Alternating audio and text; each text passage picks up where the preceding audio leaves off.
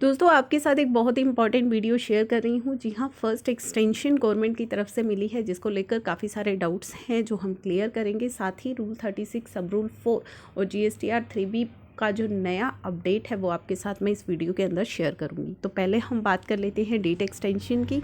तो date extension हमें दी गई है AOC 4 के अंदर। ये सर्कुलर मैंने आपके सामने ओपन किया है, जो अभी तक आप रीड भी कर चुके होंगे, आप तक पहुंच चुका होगा।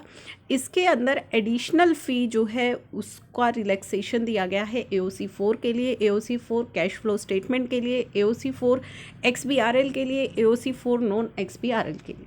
तो पहली जो चीज़ है वो तो AOC 4 के लिए ही केवल ये एक्सटेंशन हमें दी गई है। किन किन के लिए? 4 CFS, XBRL, नॉन XBRL। तो जो MGT 7 आपको फाइल करना होता है उसकी किसी तरह की कोई रिलैक्सेशन यहाँ पे नहीं दी गई है। पहला क्वेश्चन तो ये। नेक्स्ट की ये डेट कब तक एक्सटेंड की गई है? ये की गई है 15 फरवरी 2021 तक। तो 15 फरवरी 2021 तक अगर आप फाइलिंग कर लेते हैं तो कोई भी लेट फ़ी, एडिशनल फ़ी आपको पे नहीं करनी है। नेक्स्ट इंपॉर्टेंट चीज़ है कि ये जो एक्सटेंशन दी गई है ये 1 पर्सन कंपनी भी ले सकती है, ये कंपनीज़ के लिए भी है। LLPs की जो क्वेरीज आ रही हैं, LLP के लिए किसी भी तरह की कोई एक्सटेंशन अभी तक अनाउंस नहीं की गई है। तो ये केवल कंपनीज़ के लिए ही अभी तक एक्सटेंशन दी गई है, और वो भी केवल AOC 4 CFS, XBRL and non XBRL for financial year ending 31 March 2020 इसको उन्होंने एक्सटेंड किया है। It has been decided no additional fee shall be levied up to 15 February 2021। During the said period, only normal fee shall be payable for the filing of aforesaid e-forms। तो normal जो आपकी fees है केवल वही आपसे ली जाएगी, additional फ़ी आपसे नहीं ली जाएगी। अब नेक्स्ट जो सबसे इम्पॉर्टेंट सवाल सबका आ रहा है कि जो ऑलरेडी ये फ़ी पे कर चुके हैं, क्योंकि एक्सटेंशन तो अभी ही आपको मिली है, तो ऑलरेडी जो ये एडिशनल फ़ी पे कर चुके हैं, लेट फ़ी पे कर चुके हैं, उसका क्या उसका किसी तरह का कोई रिफ़ंड मिलेगा? तो दोस्तों जैसा कि GST के अंदर भी जो हमें एक्सटेंशंस मिलती हैं वहाँ पे भी इस तरह के काफ़ी सारे सवाल आते हैं कि क्या लेट फ़ीस का रिफ़ंड हमें मिलेगा। काफ़ी सारा आप देखोगे ट्विटर्स पर या कमेंट्स मैसेज, व्हाट्सअप मैसेजेस पर पूछा जा रहा है सरकार से कि जो ऑलरेडी लेट फ़ी पे कर चुके हैं क्या उसका रिफ़ंड मिलेगा। तो GST के अंदर तो आज तक कभी ऐसा नहीं हुआ कि सरकार ने कोई लेट फ़ीस का रिफ़ंड किया हो जो ऑलरेडी पे कर चुके हैं। अगर बाद में किसी तरह की कोई एक्सटेंशन मिलती है या बाद में किसी तरह का कोई रिलीफ मिलता है लेट फ़ी को लेकर के, तो पिछला जो लोग पे कर चुके होते हैं उन्हें किसी तरह का अभी तक तो कोई रिफ़ंड नहीं दिया गया है। MCA के केस में भी अभी कोई क्लैरिफिकेशन नहीं है कि रिफ़ंड मिलेगा या नहीं मिलेगा। तो अभी हम मान करके चलेंगे कि इस तरह का कोई भी रिफ़ंड आपको नहीं मिलने वाला है, क्योंकि किसी तरह की कोई स्पेसिफिक यहाँ पे क्लैरिटी नहीं दी गई है रिफ़ंड को लेकर के। तो कोई भी क्लैरिफिकेशन ना होने के लिए हम ये कह सकते हैं कि शायद किसी तरह का कोई रिफ़ंड आपको यहाँ पे नहीं मिलेगा।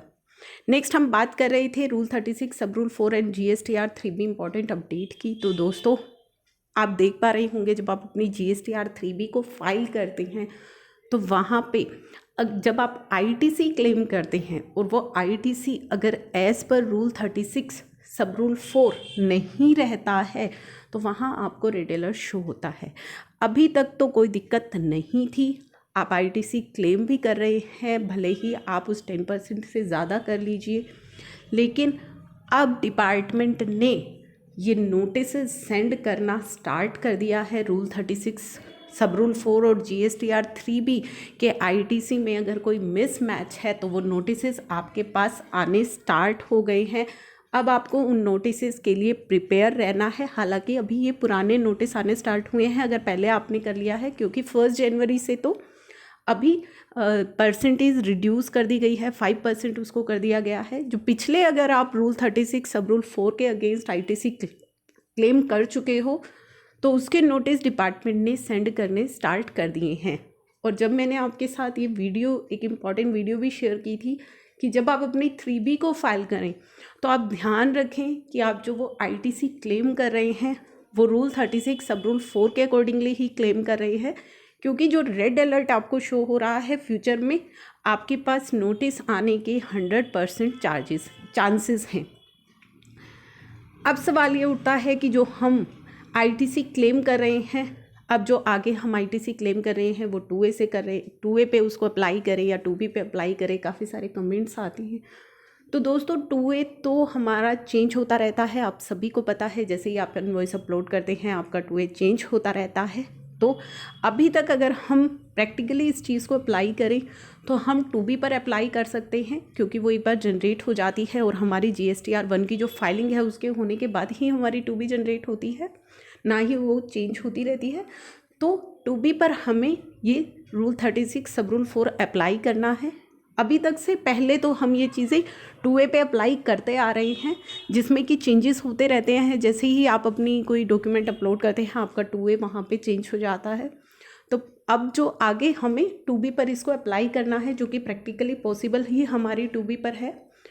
तो ये चीज़ें हमें ध्यान में रखनी है कि जब हम अपनी GSTR 3B को फाइल करें तो किसी भी तरह का कोई मिसमैच ना हो, हमारे जो ITC हो वो रूल 36 सब रूल 4 के अकॉर्डिंग हो। अदरवाइज़ आप फ्यूचर में इन नोटिसेस की रिप्लाई करने के लिए रेडी रहें, और इन नोटिसेस के लिए रेडी रहें, क्योंकि इस तरह के नोटिसेस डिपार्टमेंट ने अब सेंड करने स्टार्ट कर दिए हैं।